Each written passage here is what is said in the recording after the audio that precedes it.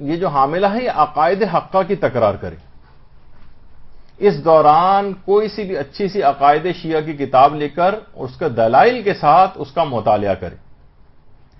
یعنی شروع ہی سے بہت اول سے ہی بچہ جو پیدا ہونے والا، دیکھیے کیوں پیدائش کے فوراً بعد بچے کو کیوں اذان اور اقامت کہی جاتی ہے. ابھی تو نہ وہ سمجھ رہا ہے اذان نہ اقامت، ساری آوازیں کے لحاظ سے اس کے لیے برابر ہیں، لیکن کیوں تاکید کی جا رہی ہے؟ لیکن نہیں، اذان کے ذریعے ایک لحاظ سے عقائد کا، خدا کی وحدانیت کا، پیغمبر کی رسالت کا، امیر المومنین کی امامت کا، نماز کا، سب کا تذکرہ اس کے سامنے ہو رہا ہے. گویا ایک لحاظ سے درود بھیجے نا، اتنے سارے نام آئے. اللہم صلی علی محمد و علی محمد.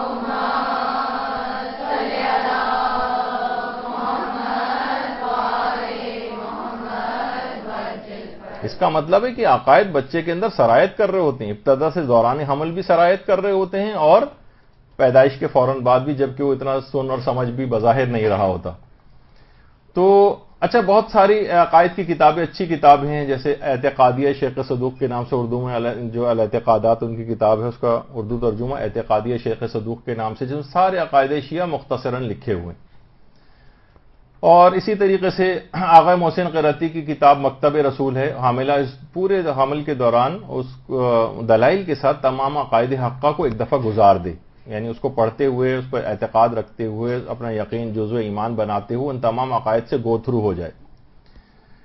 اچھا، اعتقادیہ شیخ صدوق ہے، مکتب رسول ہے آغا محسن قرتی کی، ہمارے عقائد، بہت ساری عقائد کی بہت سی اچھی اچھی کتابیں. ناصر مکارم شیرازی کی عقائد کے اوپر پوری کتاب ہے، اور مارکیٹ میں جائیں تو آپ کو بہت سی اچھی کتابیں اس طرح سے مراجع کرام کی بھی مل جائیں گی. تو بچہ ایک مضبوط اعتقاد لے کر دنیا میں آئے گا کہ اس کے بعد پھر انحرافات کی جو آندھیاں ہیں اس کے اعتقادات کو متزلزل نہیں کر سکیں گی. اصول دین، دیکھیں اصول کہتے ہی جڑ کو ہیں، اصل جڑ کو کہتے ہیں. یعنی اس کی بنیاد جتنی بہتر ہوگی، جتنا کسی کا عقیدہ قوی ہوگا اتنا ہی اس کا عمل بہتر ہوگا. یعنی دیکھیے کوئی شخص اگر جنت و جہنم پر یقین رکھتا ہے تو اس کو گناہوں، لازمی نتیجہ یہ ہے کہ اس کو گناہوں سے دور ہونا چاہیے. جب اسے پتا ہے کہ مجھے جہنم، آگ میں جلوں گا میں، نارے جہنم میں، تو پھر یہ گناہ کیسے کر رہا ہے؟ اس کا مطلب ہے کہ اس کا جنت اور جہنم پہ اعتقاد کمزور ہے. تو جو مضبوط اعتقاد ہیں وہ خود عمل کے واسطے بھی مطلوب ہیں. یعنی جس کی جتنی توحید قوی ہوگی اتنی ہی اس کی اطاعت خدا زیادہ ہوگی. یقین کی دولت لے کر یہ بچہ دنیا کے اندر آئے گا.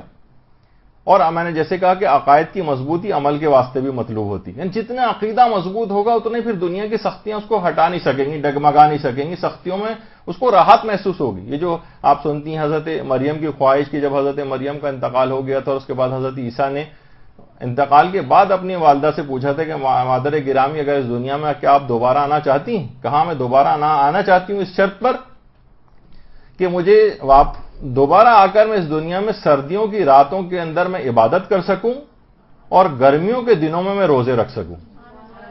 اللہم صلی اللہ علیہ وسلم.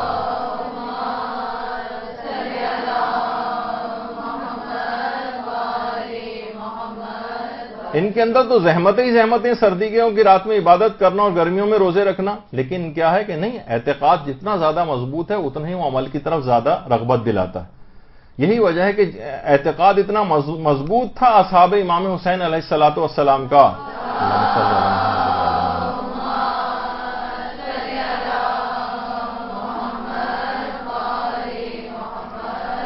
کہ خود کہہ رہے تھے کہ مولا ہمیں 70 مرتبہ بھی قتل کیا جائے اور دوبارہ زندہ کیا جائے تب بھی ہم آپ کا ساتھ چھوڑنے والے نہیں. یہ تو سختیاں ہیں، قتل ہونا کتنی بڑی سختی ہے، لیکن نہیں، اعتقاد جتنا مضبوط ہوگا اس پہ سختیاں اثر انداز نہیں ہوتی. اچھا، دوسری طرف جو لشکر تھا اس کے پاس اعتقاد نہیں تھا. یہی وجہ ہے کہ وہ 6 ماہ کے بچے کو بھی نہر کر رہے تھے اور کمزور اور ناتما عورتوں کے اوپر بھی پتھر بازاروں کے اندر برسا رہے تھے. اعتقاد کی کمزوری تھی، بلکہ اعتقاد تھا ہی نہیں. تو دیکھیں مستحکم عقیدہ جو ہے نا ایک روحانی بوجھ کو بھی کم کرتا ہے. انسان جتنا اعتقاد زیادہ مضبوط ہوگا اتنا سکون کی حالت میں رہے گا. خدا کی راہ میں آنے والی جتنی بھی مشکلات اور پریشانیاں ہوں گی اس کے لیے آسان ہو جائیں گی. نہ صرف اپنے ایمان میں اضافہ کرتا ہے جو جس کا اعتقاد مضبوط ہوتا ہے، بلکہ دوسرے لوگوں کے اوپر بھی اثر انداز ہوتا ہے. یعنی وہ اس کو دیکھتے ہیں، اس کو زیادہ حاصل کرتے ہیں اس کے ایمان اور اعتقاد سے، ان کے اندر بھی کا بھی اعتقاد مضبوط ہوتا ہے. اس کے بعد اگلی جو چیز ہے یعنی اس اعتقاد حقہ کی تکرار کرے، کوئی بھی ایک اچھی سی کتاب لے کر ان کے تمام دلائل کے ساتھ اعتقادات کو گزارے۔ حاملہ بچے کے لیے نظر مانے۔ اچھا، اب نظر کے کچھ شرعی مسائل بھی ہیں جو توضیح المسائل میں پڑھے جا سکتے ہیں کہ اگر میرا بچہ صحیح و سالم پیدا ہوا، اس کے لیے جتنی بھی اور دعائیں ہو سکتی ہیں تو وہ نظر مان لے، بغیر کسی کمپلیکیشنز کے پیدا ہو، بغیر کسی ڈیفیکٹ کے پیدا ہو، ہر لحاظ سے میرا بچہ ٹھیک ہو تو میں 3 دن روزے رکھوں گی۔ دیکھیے، امام حسن اور امام حسین کی شفا یابی کے لیے پیغمبر اسلام نے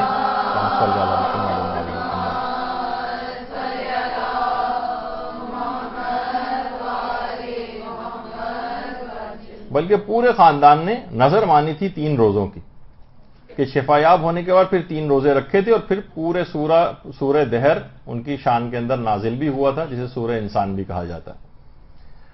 تو انشاءاللہ اس نظر شرعی کے بہانے، جو کہ خود پیغمبر اور خاندان اہل بیت کا طریقہ کار بھی ہے، بچہ ہر قسم کی بیماری اور کمپلیکیشن سے بھی بچا رہے گا۔ نظر مان لے کہ میرا بچہ صحیح و سالم، ہر قسم کی بیماری اور اس سے اگر محفوظ پیدا ہوا تو میں 3 روزے رکھوں گی۔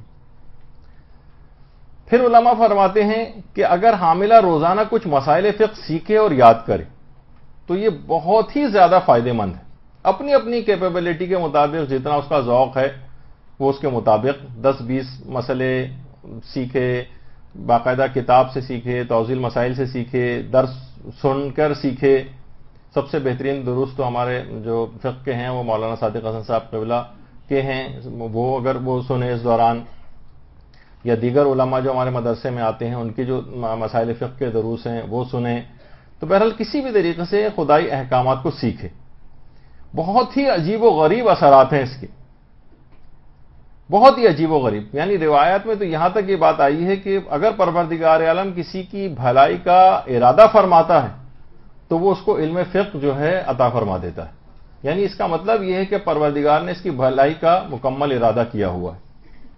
اور دیکھیں، ہر عبادت جو ظاہر ہے کہ حاملہ اپنے اس پورے پیریڈ میں کیا نمازیں نہیں پڑھے گی، روزے نہیں رکھے گی، دیگر عبادت انجام نہیں دے گی، اس کے بعد ہر عبادت کا صحیح اور عمل کا صحیح ہونا علم فقہ پر موقوف ہے۔ بعض اوقات لوگ ایک طویل عرصے تک عمل کرتے رہتے ہیں لیکن ان کے عمل باطل ہوتے ہیں، فقہ نہ جاننے کی وجہ سے غلطیاں کرتے ہیں، اور بعد میں پتہ چلتا ہے کہ اتنا طویل عرصہ سب نمازوں کی قضا کرنی ہے کیونکہ وضو صحیح نہیں تھا، تیمم صحیح نہیں تھا، غسل صحیح نہیں تھا۔ تو دیکھیے، علم فقہ ایک ناگزیر عبادت ہے۔ اچھا، یہ جب آپ کو علم فقہ حاصل ہوتا ہے تو آپ عبادت پورے یقین و اطمینان کے ساتھ کرتے ہیں کہ میں نے اللہ کی جس طریقے سے اس کا حکم تھا اس کے مطابق عبادت کر لی ہے، ظن و احتمال کا اور وہم کا اس میں کوئی دخل نہیں ہوتا، اور پورے ٹھوس یقین کے ساتھ انسان عبادت کرتا ہے کہ میرا عمل صحیح۔ اسی طریقے سے عورتوں کو جو یہ پیریڈ جب گزر جائے گا اس کے بعد بھی اس کو نمازیں پڑھنی پڑیں گی، اور عادت کی بہت سارے دن ایسے آئیں گے کہ جس کے اندر ان مسائل کا خیال کرنا ہوتا ہے، فقہی مسائل کا، تو اس لحاظ سے اس کو علم فقہ اس دوران جاننا بہت بڑا ضروری ہے کہ کچھ نہ کچھ 5-10 فقہی مسئلے یا جتنی بھی اپنے اس میں صلاحیت ہے اس کے مطابق کم اور زیادہ، جتنا زیادہ کرے گی اتنا زیادہ اس کو فائدہ ہوگا۔ اور جیسے جیسے اس کو علم فقہ حاصل ہوتا چلا جائے گا، خدا اس کو یقین کی دولت بڑھاتا چلا جائے گا اور اس کو علم بھی زیادہ سے زیادہ دیتا چلا جائے گا، یعنی مومن ایک لحاظ سے ترقی کرتا جاتا ہے۔ اور سب سے زیادہ اہم بات یہ کہ اس کا دماغ حیرت انگیز طور پر بچے کا بہت ذہین ہوگا اگر ماں اس دوران اس بات کی پاسداری کرتی، بہت شارپ، بہت ذہانت والا بچہ ہوگا۔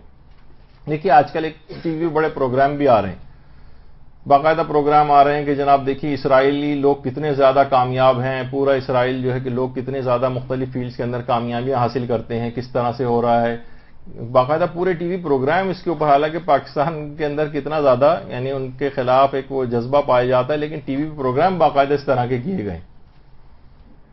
تو دیکھیے کہ جناب وہ دیکھیے کیا کھلاتے ہیں حاملہ عورتوں کو، کیا ان کو ایکویشن سالو کرواتے ہیں، میتھس کی جو ہے وہ پریکٹس کرواتے ہیں، اور کیا کرتے ہیں تو ان کے بچے ذہین ہو رہے ہیں۔ تو دیکھیے، وہ تو کوئی بھی کام ایسی چیزیں جو فائدہ پہنچانے والی ہوں اس کا تو فائدہ ہوتا ہے، لیکن اصلاً اسرائیلی کامیابی کا یہ راز نہیں ہے بلکہ ظلم و استبداد ہے۔ کمزور قوموں کے حقوق غصب کرنا اور سازشیں اور ظلم کر کے ان کے وسائل کے اوپر قبضہ کرنا، اس کو ذہانت نہیں بلکہ شیطنت و مکاری کہا جاتا ہے۔ یہ بہرحال ایک الگ موضوع جس پہ الگ ہے، لیکن لوگ پورے پروگرام اس پہ کر رہے ہیں کہ اصل میں انہوں نے کامیابیاں جو حاصل کی ہیں اپنی ذہانت سے حاصل کی ہیں، اور حاملہ اس دوران یہ کام کرتی، اپنی چیز نہیں دیکھ رہے۔ کہ آپ کے اسلام نے کیا کیا اس متعلق کہا ہے، بلکہ اسرائیلیوں سے متاثر ہو کر ان کے اوپر پروگرام آ رہا ہے ٹی وی پر. تو یہ بہرحال ایک الگ موضوع ہے. تو دماغ علم فقہ سے بہت زیادہ شارپ اور تیز ہو جاتا ہے. دیکھیے کربلا میں بھی انتخاب کے لیے ہر دوست کا انتخاب نہیں کیا تھا، بلکہ مرد فقیہ حبیب ابن مظاہر کا انتخاب عمل میں لایا تھا.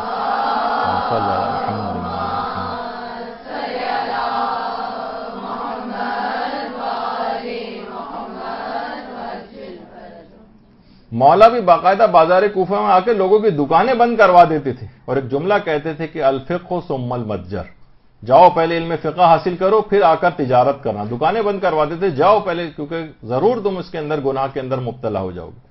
تو فقہی مسائل کا علم بہت زیادہ ضروری علم ہے. حاملہ کو چاہیے کہ سارے مسائل کو ابھی سے سیکھے. اس کو عبادات بھی انجام دینی ہے، نمازیں صحیح طور پر پڑھنی ہے تاکہ بچے پر صحیح اثرات ہوں، روزے صحیح رکھنے ہیں وغیرہ وغیرہ. بہت ساری چیزیں ایسی ہیں. تو اس میں خاص طور پر اپنی عبادات سے مربوط جو مسائل فقہ ہیں، وضو کے ہیں، نمازوں کے ہیں، غسل کے ہیں، تیمم کے ہیں، عورتوں کے مخصوص مسائل کے ہیں، نفاس کا خون اس کو آئے گا، اس میں اس کی عبادتوں کا بڑا مسئلہ ہوگا.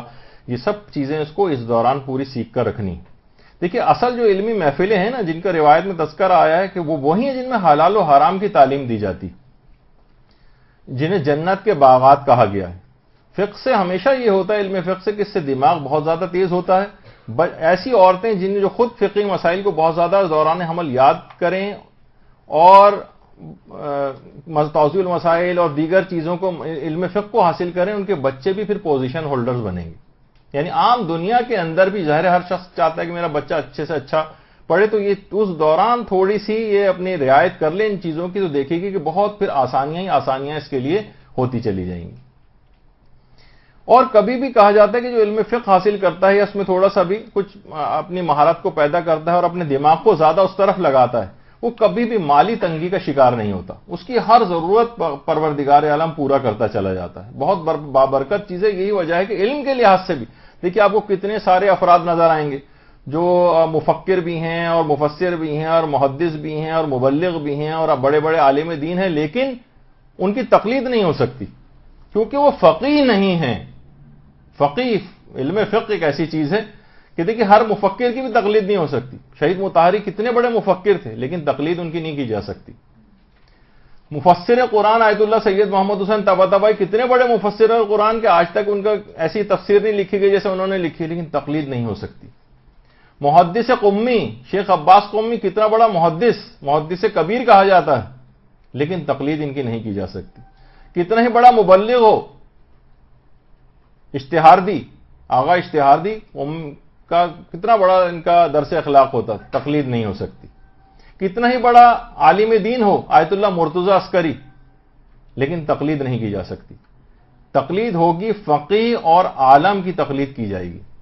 یعنی علم فقہ خود ایک اتنی بابرکت ایک ایسی چیز ہے، ایک ایسی برکت ہے علم فقہ کے اندر کہ اگر حاملہ اس کی پاسداری کرے تو بہت زیادہ اس کے لیے فائدے ہوں گے، بہت زیادہ بچے کے اوپر اثرات نمودار ہوں گے. بچہ انتہا سے زیادہ ذہین اور بہترین دماغ والا جو ہے وہ پیدا ہوگا. علماء فرماتے ہیں کہ حاملہ دوران حمل کم سے کم ایک قرآن مجید تو ختم کرے، پوری تلاوت کر کے اول تا آخر کم سے کم ایک قرآن، اور اس کو قرآن کو ختم کرنے کے بعد اس کی تلاوت کا ثواب امام زمانہ علیہ الصلوۃ والسلام کو ہدیہ کرے.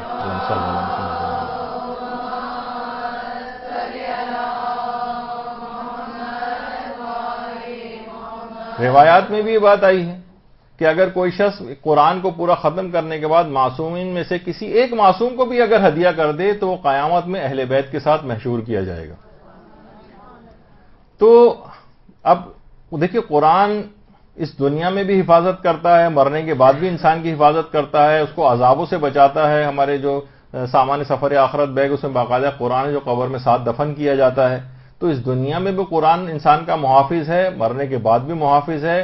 مصیبتوں سے جھگڑا قرآن کر کے مصیبتوں سے نجات دلاتا ہے. عذاب خدا قبر میں آ رہے ہوتے ہیں تو عذابوں کے ساتھ جھگڑا کرتا ہے اور اس کو عذاب کو برطرف کرواتا ہے. تو اور کچھ مومنین نے تو اس کا تجربہ بھی کیا ہے باقاعدہ کہ بہت ہلکی آوازی میں صحیح اگر جس وقت انسان سو رہا ہو ہلکی سی تلاوت قرآن کا کوئی کیسٹ تو چلیں 1-1.5 گھنٹے میں ختم ہو جائے گا. اب تو کمپیوٹر اور موبائل فون اس کے اوپر ایک پلے لسٹ بنا لے مختلف سوروں کی, جو منتخب سورہ ہیں, ہلکی سی آواز میں, جب وہ 6 گھنٹے 8 گھنٹے سو بھی رہی ہو تو کمرے میں ہلکی ہلکی آواز تلاوت کی ہوتی رہے اسی دوران, تاکہ سوتے میں بھی بچے کے اوپر قرآن کی تلاوت کے اثرات جاتے رہیں. اگر کوئی ڈسٹرب ہو رہا ہے, نیند ڈسٹرب ہو رہی ہے, اس کو عادی نہیں تو ٹھیک ہے وہ اس کو نہ کرے, دن جب جاگ رہی اس وقت انجام دے. لیکن اگر اس کو کر لے, تھوڑی سی عادت چند دنوں کے بعد ہو سکتا ہے اس کو پڑ جائے, تو اس کے اثرات نیک ہو سکتے ہیں. کچھ مومنین نے اس کا تجربہ بھی کیا. تو ایک تو یہ کہ اس جہاں پر تلاوت ہوتی ہے وہاں سے شیاطین فرار اختیار کر جاتے ہیں. اب نورانیت میں اضافہ ہوتا چلا جاتا ہے اور بہت سے سارے جسمانی امراض بھی دور ہوتے ہیں. تو آپ دیکھیں کہ لوگ اس سے اتنا نامانوس ہیں کہ آپ گھر میں تلاوت چلا کے رکھیے تو تھوڑی دیر میں کوئی نہ کوئی آئے گا اور اس کو کہے گا کہ اس کو بند کرو, بلکہ کہے گا نہیں بے احترامی ہو رہی ہے, لوگ توجہ سے نہیں سن رہے, بند کرو بند کرو بند کرو, یہ ہونے لگتا ہے. تو یہ حالانکہ لوگ اس کے عادی نہیں, نامانوس ہیں. تلاوت قرآن کی آوازیں اب لوگوں کے لیے ہو گئی ہیں, بلکہ ایک لحاظ سے معاذ اللہ ثم معاذ اللہ ایک حقارت کا سا اور ایک عجیب سا ایک تاثر ہو گیا ہے کہ اس کو بس کوشش کر کے بند کروایا جاتا ہے. تو ایسا کر دیا جائے. اور اگر حاملہ اس دوران چند آیات روزانہ حفظ کرے تو بہت ہی بہتر ہے. قرآن کا دیکھیے بہت سارے سورے ایسے ہیں کہ جن کو خاص طور پر اگر وہ پڑھے یا ان کی آیات حفظ کرے, مثلا سورہ انبیاء ہے, یہ خاص طور پر اگر کوئی عورت دوران حمل تلاوت کرتی تو پچھلی مرتبہ بھی بات آیا تھا کہ صالح فرزند اس کا پیدا ہوگا. حتیٰ کہ سورہ انبیاء ایسا سورہ ہے کہ صرف حاملہ ہی نہیں بلکہ وہ خواتین اور وہ والدین کے جن کے بچے بڑے ہو چکے ہیں, بگڑے جا رہے ہیں, پریشان ہیں, ان کے لیے بھی سورہ انبیاء پڑھنا بہت مجرب ہے. اس نیت سے کہ میرا بچہ ٹھیک ہو جائے, سورہ انبیاء کی تلاوت, چاہے وہ بچہ بڑا ہو گیا ہو, خراب ہو رہا ہو, اس کے لیے بھی پڑھا جائے تو بہت مجرب ہے سورہ انبیاء صالح فرزند ہونے کے لیے. اور خاص طور پر پورے اس حمل کے دوران اگر حاملہ سورہ حجرات کی تلاوت کرے تو وہ جو بچہ ہے, وہ جو حاملہ ہے, اس کا وہ حمل ساقط ہونے سے محفوظ رہے گا. یہ پیغمبر اسلام نے جملہ ارشاد فرمایا. اللہم صلی علی محمد.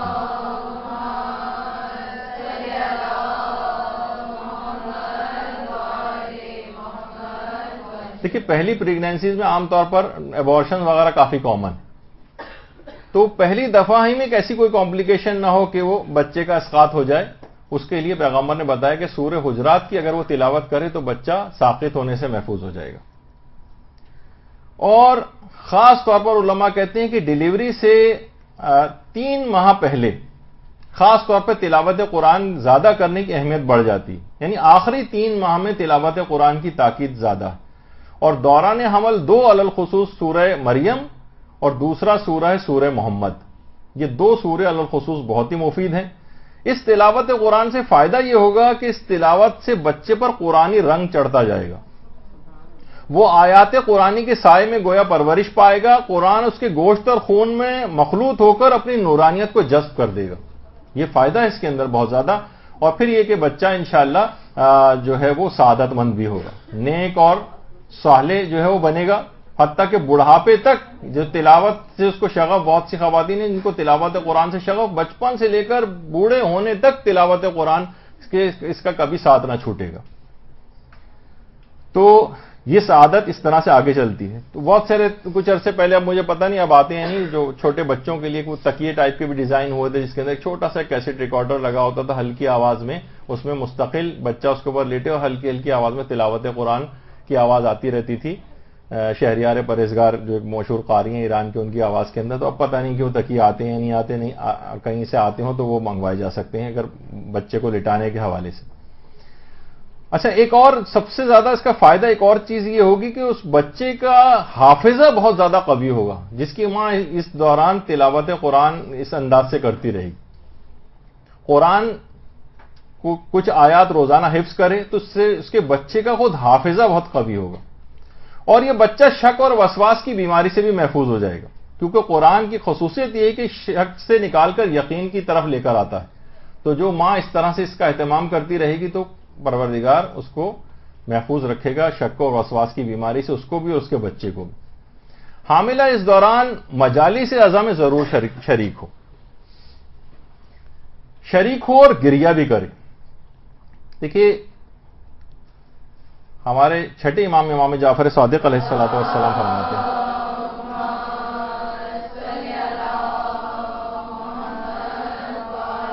کہ آتش جہنم اس کے چہرے پر حرام ہو جاتی جس کے چہرے پر یہ اشک اور آنسو گریہ امام حسین میں گرتے ہیں. اور روایات میں کہ فرشتے اہل مجلس کو گھیر لیتے ہیں, ان کے لیے مغفرت کی دعائیں کرتے ہیں, خدا ان کی ہر دعا کو بھی قبول کرتا ہے. اور جو افراد اس میں بیٹھے ہوتے ہیں مجلس میں, ان کے گھر پہنچنے تک ان کے تمام گناہ بھی معاف ہو چکے ہوتے ہیں. تو ایک تو خود حاملہ کو یہی فائدہ ہوگا کہ اس کو سارے گناہ معاف ہو جائیں گے.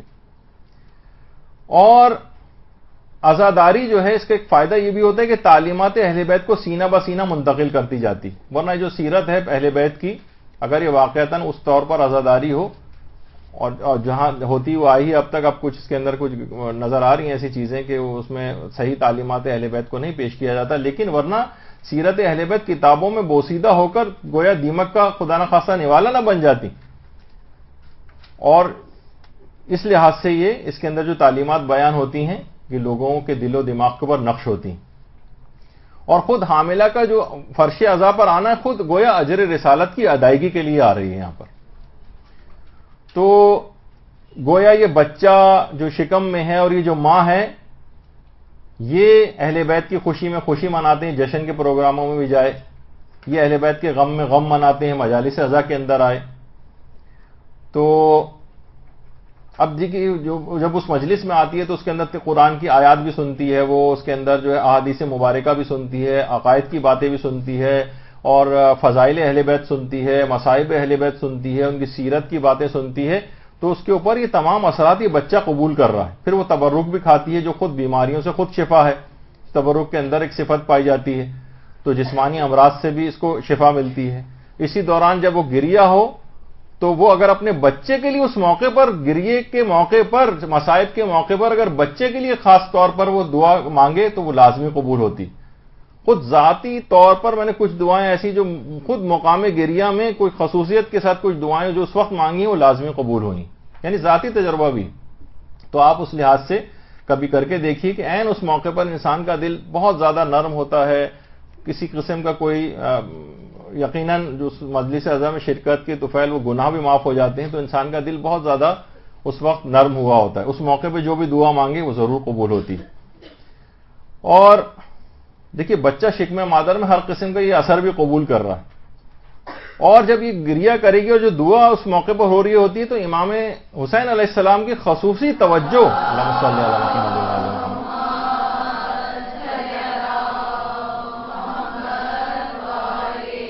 اس مجالس عزا میں شریک لوگوں کے اوپر ہوتی ہے. اور جب وہ اس دوران کو دعا مانگتے ہیں تو امام حسین کے وسیلے اور توسل سے ان کی دعائیں بھی قبول ہو جاتی ہیں. کریم ابن کریم کی مجلس ہے, یہاں کوئی خالی ہاتھ کبھی واپس نہیں جاتا. اور خصوصاً اسی مجلس میں بیٹھ کر اگر حضرت علی اصغر علیہ الصلوۃ والسلام کے واسطے اور توسط سے اللہم صلی علی محمد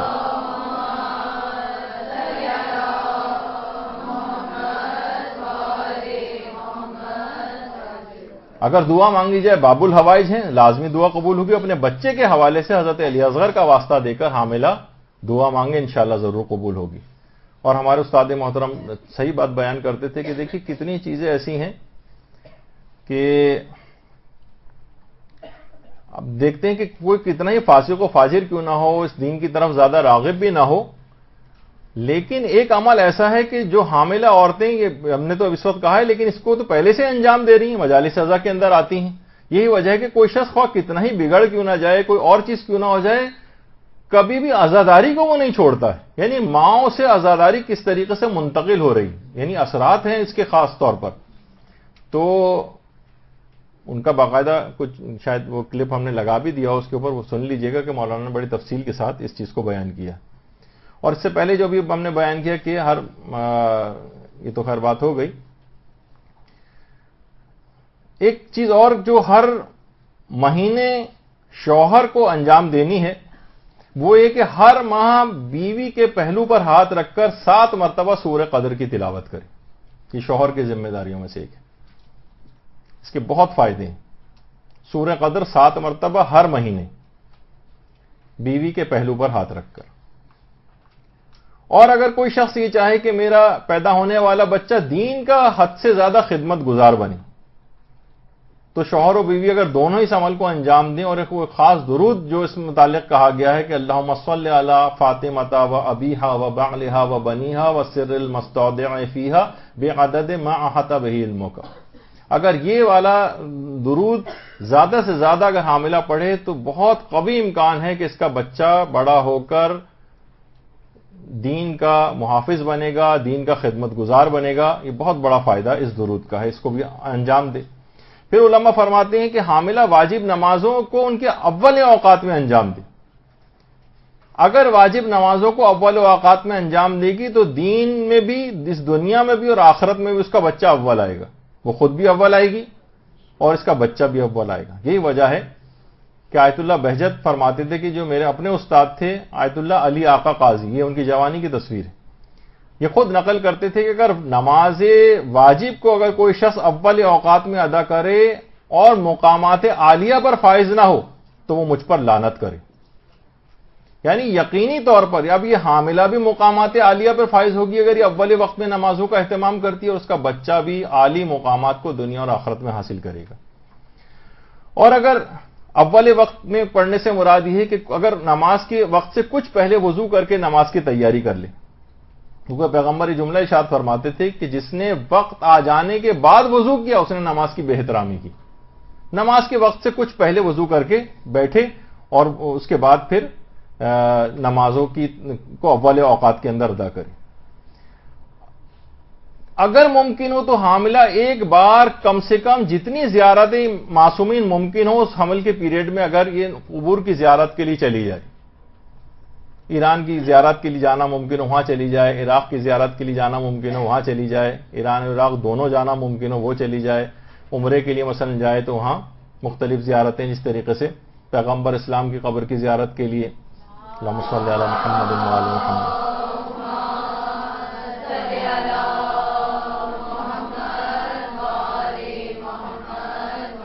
اس طرح جنت البقیع میں ہمارے 3 ائمہ کے قبور کی زیارت وہاں پر اس کو ہوگی، اور اسی طریقے سے امام حسین کی زیارت کربلا کے اندر، اور اسی طریقے سے مشہد میں مثلا امام رضا علیہ السلام کی زیارت، اور اسی طریقے سے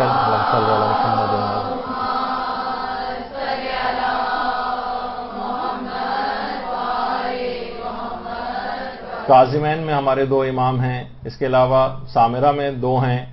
تو اس طرح سے تمام کی اگر وہ جہاں پہ بھی جانا اس کے لیے ممکن ہو. اچھا دیکھیے ممکن ہو، ایسا نہ ہو کہ مثلا شوہر مالی اعتبار سے اس قابل نہ ہو کہ وہ لے کے جائے اور وہ بہت زیادہ ضد کرے، پریشرائز کرے، یہ نہیں. جہاں اگر جانا ممکن ہے تو علماء فرماتے اس کے فائدے اصل میں بہت زیادہ ہیں. وہاں نہیں جا پاتے تو ٹھیک ہے، یہیں رہتے ہوئے ان کے توسل سے اور حوالے سے دعا کرو، یہیں پہ زیارات وہ پڑھ لے. لیکن یہ کہ پہلا فائدہ تو یہ ہوگا کہ گزشتہ اور آئندہ کے تمام گناہ معاف ہو جاتے ہیں ان کے قبور کی زیارت سے. الگ الگ بتانے کا ٹائم نہیں. اب کوئی ایسا گناہ باقی نہیں رہے گا وہاں کی زیارت سے آنے کے بعد کہ جو بچے کے اوپر اثر انداز ہو سکے. اور سچی توبہ کرے، معصومین سے عہد کر کے آئے کہ آپ کے دین کا میں خدمت گزار اس بچے کو بناؤں گی. حضرت مریم کی والدہ نے عہد کیا تھا نا کہ خود جو بھی بچہ پیدا ہوگا اسے خدمت گزار دین بناؤں گی. اچھا آئندہ کے بھی جو گناہ معاف ہو جاتے ہیں، نہیں وہ والے گناہ جو جان بوجھ کے انسان نہ کرے، بہت سے غفلت میں ہو جاتے ہیں، سہو میں ہو جاتے ہیں، وہ سب آئندہ کے بھی گناہ معاف ہو جاتے ہیں. بلکہ 70 گناہ گاروں کی شفاعت اس کو ملے گی. بلکہ واپس ان زیارتوں سے آئے گی، لاکھوں حج اور لاکھوں عمروں کا ثواب اپنے ساتھ لے کر آئے گی. وہ بھی بچے کے اوپر سب اثر انداز ہوں گے. جسم پر اس کی آتش جہنم حرام ہو جائے گی. امام رضا کی جو زیارت کا ثواب بتایا گیا کہ آتش جہنم اس کے جسم پر حرام ہو جاتی ہے. اب اسی جسم کے اندر یہ شکم میں یہ بچہ بھی ہے، یہ ممکن نہیں کہ بچہ بھی پھر آتش جہنم میں جل سکے، تو وہ بھی اس کو فائدہ ملے گا. اور ایک اور بات جو لوگ اکثر زیارات پہ جاتے ہیں، بہت سو کا تجربہ ہے کہ اگر کبھی کسی شخص کو کوئی مصیبت درپیش ہو، وہ زیارت امام رضا کے لیے چلا جائے، واپس آنے تک وہ اس کی مصیبت دور ہو چکے گی. اللہم صلی علی محمد.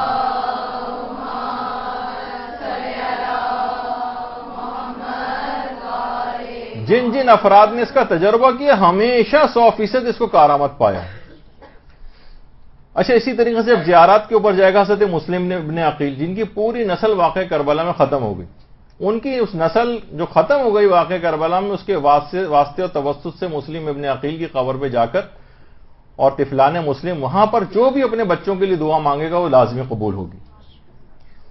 یا مثلا اس بچے کے حوالے سے جو ہمارے زیارت ایران کے جو دروس ہوئے تھے اس میں بھی تھا کہ وہ خاص جو گلدستہ جہاں پھول وغیرہ لگائے جاتے ہیں اس کے پھول کچھ یا اس کا کچھ پانی لے کے اگر پیا جائے تو وہ بھی بہت زیادہ کارآمد جو ہے ہوتا ہے بیماریوں کے لحاظ سے اور بچوں کے لحاظ سے بھی. اور مکے میں جب ہو تو زمزم پیتے وقت جو ہے وہ دعا کرے بچے کے لیے. تو جتنا بھی ہوگا ان سب کے جو ہے وہ اثرات ہوں گے. تو اچھا جن کے پاس سہولت نہیں ہے وہ جیسے کہ میں نے کہا کہ وہ یہیں پر رہتے ہوئے بھی اس کو انجام دے لیں کسی طریقے سے، ان زیارات کو پڑھ لیں اور امام کا واسطے اور توسط سے اگر جو بھی دعا کریں گے انشاءاللہ وہیں پر ہی قبول ہوگی. کہ نماز شب کی علی الخصوص حاملہ اگر کوشش کر کے پابندی کرے، 11 رکعت نہ پڑھ سکے تو 3 رکعت، ورنہ 1 رکعت کم سے کم ضرور پڑھے، اور 11 پڑھے تو کیا ہی کہنا. صرف چند ماہ کی اس کو یہ زحمت برداشت کرنی ہے، اس کے بعد آرام سے اپنے بچے کی جو تربیت ہے اس میں کوئی خاص اس کو محنت نہیں کرنا پڑے گی. اور 70 فائدے نماز کے، نہ جانے کتنے فائدے جو ہے نماز شب کے اس حاملہ کو اور اس کے بچے کو سب عطا ہوں گے. اور قنوت میں خاص طور پر اگر یہ دعائے سلامتی ہے امام زمانہ، اللہ اللہم صلی علی محمد وعلی محمد،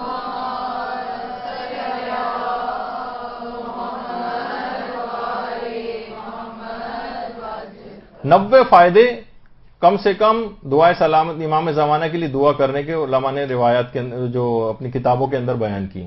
یہ کیسے ممکن ہے؟ خود تو امام زمانہ کی سلامتی کے لیے دعا کر رہی ہے اور یہ حاملہ اور اس کا ہونے والا بچہ یہ دنیا اور آخرت کے اندر سلامت نہ رہے، ممکن ہی نہیں.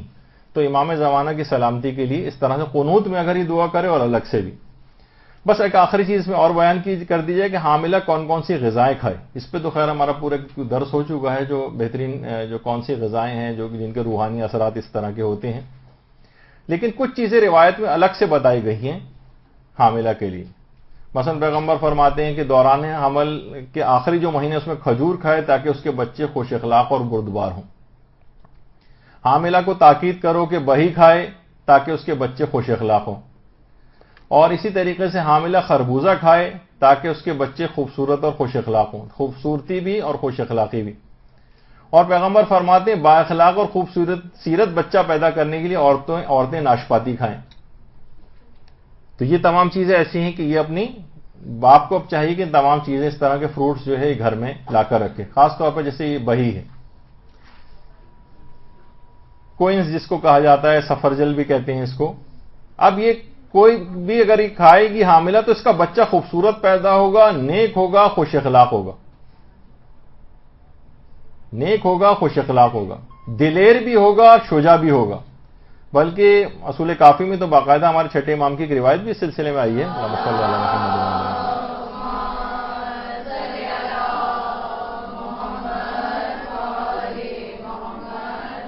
کہ امام نے ایک دفعہ ایک خوبصورت بچے کو دیکھا تو کہا کہ اس کے باپ نے ضرور بہی کھایا ہوگا. یعنی اس کے اس قسم کے اثرات ہوتے ہیں. اور یہ بھی آیا ہے، اچھا اب روایات کے اندر تو کاسنی کا ذکر آیا ہے. میری اتنی زیادہ ریسرچ نہیں، کاسنی اگر کسی پھول کا نام ہے وہ کس طرح سے کھایا جائے گا کوئی حکیم صاحب بھی آپ کو بتا سکتے ہیں. میری اس متعلق اتنی معلومات نہیں ہے. بس روایت میں ہے کہ بچہ اس کا خوبصورت ہوگا اور گروتھ اس کی بہت اچھی ہوگی. اور کندر یا کندر جسے کہا جاتا ہے، اس کو اگر حاملہ کھائے گی تو اس کی عقل زیادہ، اس کے بچے کی عقل زیادہ ہوگی، وہ نیک ہوگا، دلیر ہوگا اور تحمل مزاج ہوگا. روایتوں میں یہ آیا. اسی طریقے سے میٹھے انار کے متعلق بھی بات آئی ہے کہ اس کا بچہ نیک ہوگا اور نورانی صفت کا حامل ہوگا، کہ انار جو ہے وہ نورانیت پیدا کرنے والا ایک پھل روایتوں میں بیان کیا گیا ہے. اور اسی طریقے سے اگر خربوزہ وہ کھاتی ہے تو خربوزے کی کا بھی ایک صفت یہ بتائی گئی ہے کہ اس سے بچہ خوبصورت پیدا ہوتا ہے. تو کچھ چیزیں ایسی ہیں جو روایت میں آئی ہیں. ٹھیک ہے، روایات بہت زیادہ اس متعلق قوی نہیں ہے، ضعیف روایتوں کے اندر تذکرہ ہے، لیکن اس کے اندر کوئی برائی بھی نہیں ہے. پھل ویسے بھی خواتین کھاتی ہیں عام طور پر. اب اس کے بعد ایک دیکھیے وہ جو چارٹ مجھے بیان کرنا تھا وہ چارٹ آج پھر رہ گیا، اتنا وقت نہیں بچا کہ ہم اس کو بیان کر سکتے. اس چارٹ کو اب ہر مہینے کے اعتبار سے ایک خصوصیت کے ساتھ ایک چارٹ ہے کہ جس کی پاسداری عورت کو کرنی، کہ ہر ماہ اس کو خاص طور پر کون سے اعمال ایک خاص انداز سے اگر کرے تو بہت قوی امکان ہے کہ وہ بچہ امام زمانہ علیہ السلام کا سپاہی بنے گا، اگر واقعی صلی اللہ علیہ وسلم۔